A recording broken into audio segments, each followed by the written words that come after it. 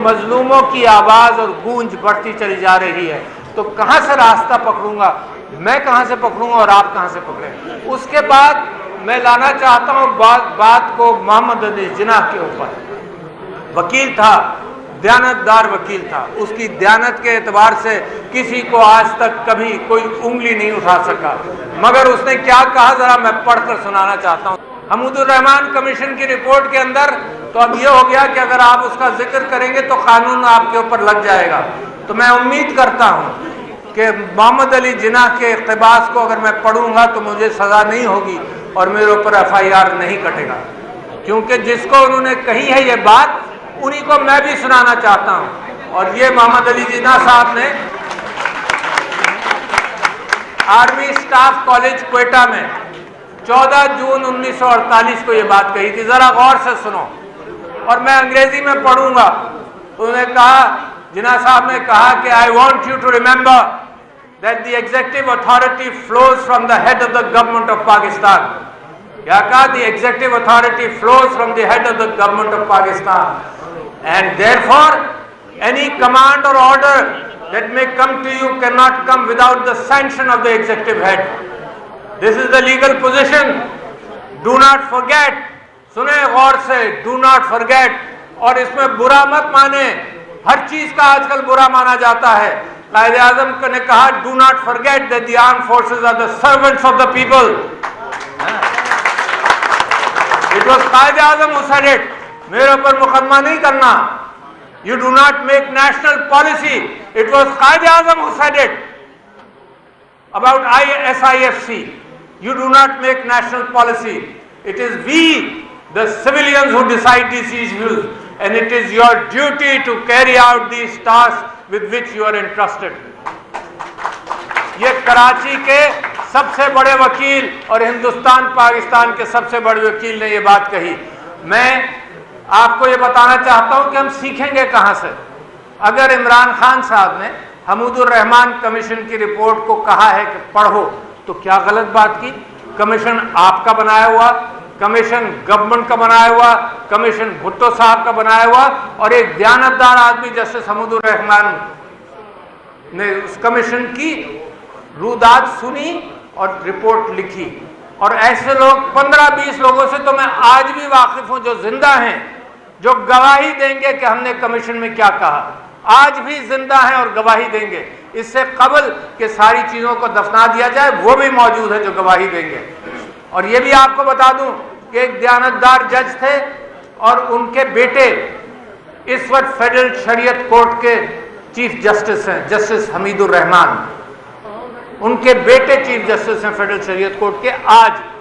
تو لہٰذا بڑی آتھینٹسٹی کے ساتھ میں بات کر رہا ہوں، اور اگر عمران خان نے یہ بات کی ہے کہ حمود الرحمان کمیشن کی رپورٹ کو دیکھو اور پڑھو، جب قوم اکٹھا ہو جائے جیسے مشرقی پاکستان کے اندر ہوئی تھی، ہمیں اس بات کی قدر کرنی چاہیے تھی، ان کے ساتھ بات کرنی چاہیے تھی۔ کبھی کوئی کانکریٹ بات کسی کے ساتھ نہیں ہوئی، اور میں گواہ ہوں اس بات کو۔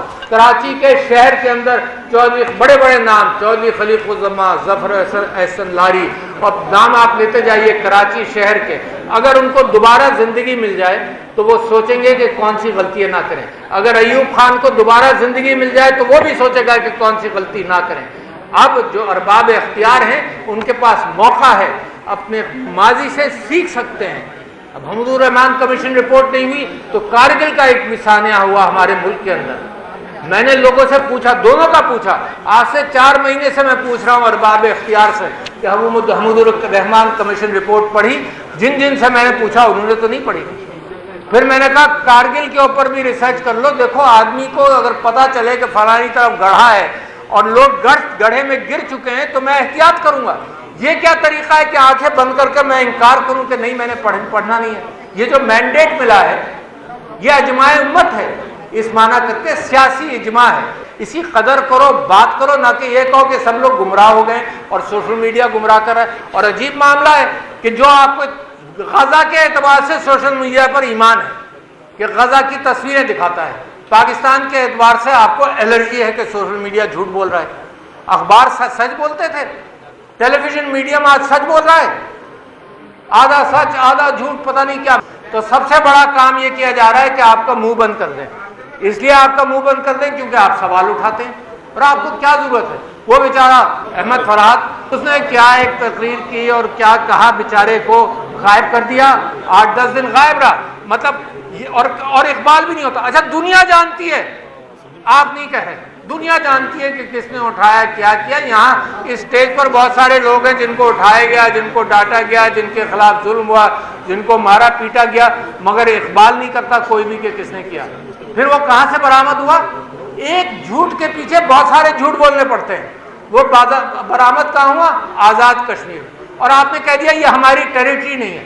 آپ تصور کریں کہ انٹرنیشنل کمپرومائزز میں، انٹرنیشنل پوزیشننگ میں آپ یہ کہہ رہے ہیں کہ وہ ہماری ٹیریٹری نہیں ہے۔ وہاں ریجیم چینج آپ نے کر دیا، ایک نہیں 2 کیے۔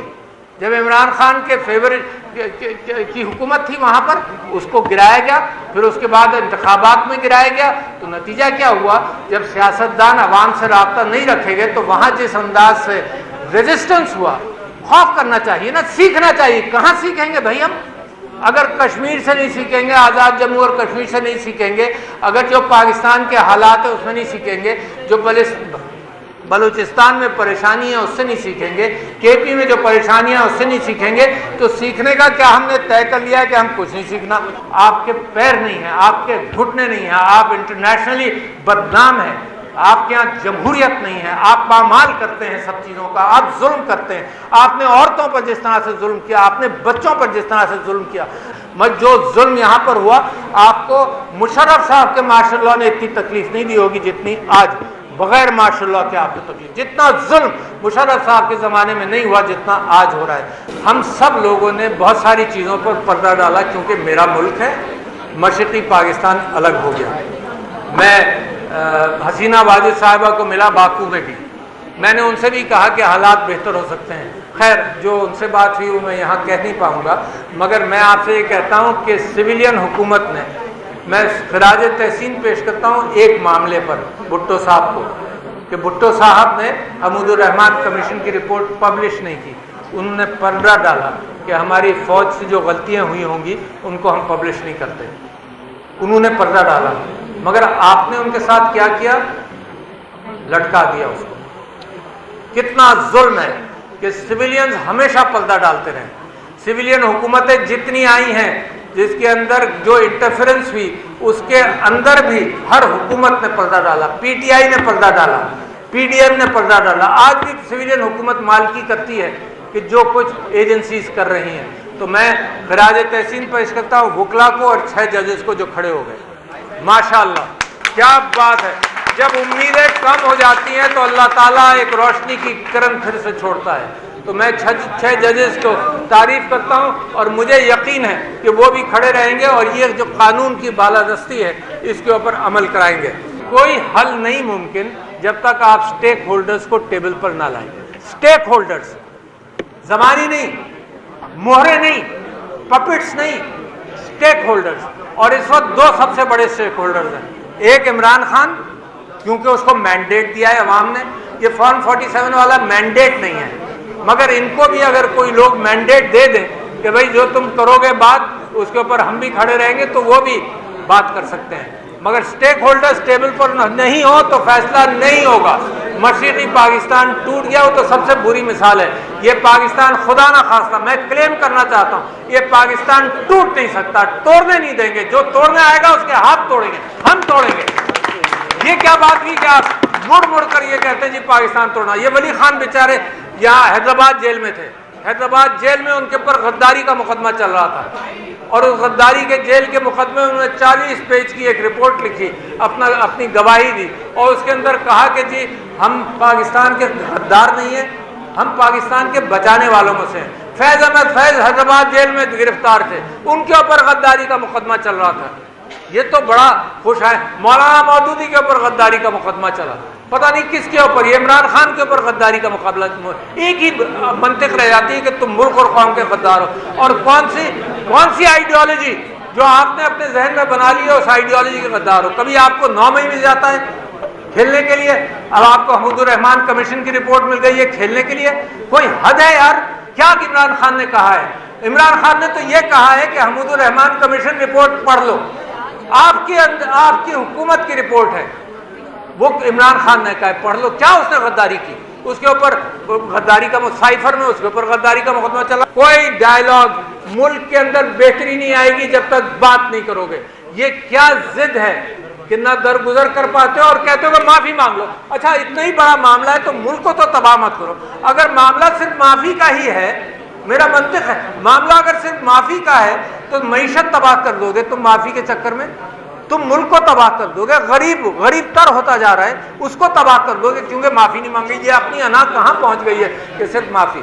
اتنی جسارت تو کرو، اتنی عقل کا استعمال تو کرو کہ اوپر سے دیکھو تو صحیح کہ حالات کیا ہیں، پڑوسی کیا کہہ رہے ہیں، دنیا کیا کہہ رہی ہے، کتنی آپ کی بدنامی ہے۔ ماضی سے سیکھیں، اپنے کسی کو تو کہیں کہ ماضی پڑھ لے، اگر آپ نہیں پڑھ پاتے تو کسی کو کہہ دو بھائی کتاب پڑھ کے خلاصہ بتا دو مجھ کو، یہ تو ہو سکتا ہے نا، کتاب پڑھ کر خلاصہ بتا دو، میرے پاس وقت نہیں ہے، میں ملک کے دفاع کے اندر مصروف ہوں، کتاب پڑھ کے خلاصہ بتا دو، وہ بھی تیار نہیں آپ۔ عمران خان نے پولرائز نہیں کیا ہے، یہ چور ایک طرف، یہ بدماش ایک طرف، یہ غاصب ایک طرف، یہ ظلم کرنے والے ایک طرف، یہ ظالم ایک طرف، اور ایک طرف قوم ہے۔ پولرائزیشن اس ایلیٹ کیپچر کی وجہ سے ہوا ہے جو کریم کھاتی رہی ہے اور غریب کو کچھ نہیں ملا، اور IMF کے ہتھ کنڈوں میں پھر اب پھنسیں گے ہم۔ عارف علوی عمران خان کا سپاہی جب پریسیڈنسی میں تھا تو میں آپ سے قسم کھا کے کہتا ہوں کہ ہر شہید کے گھر پر میں تو گیا یا فون کیا، ہر شہید کے، لوگ جانتے ہیں،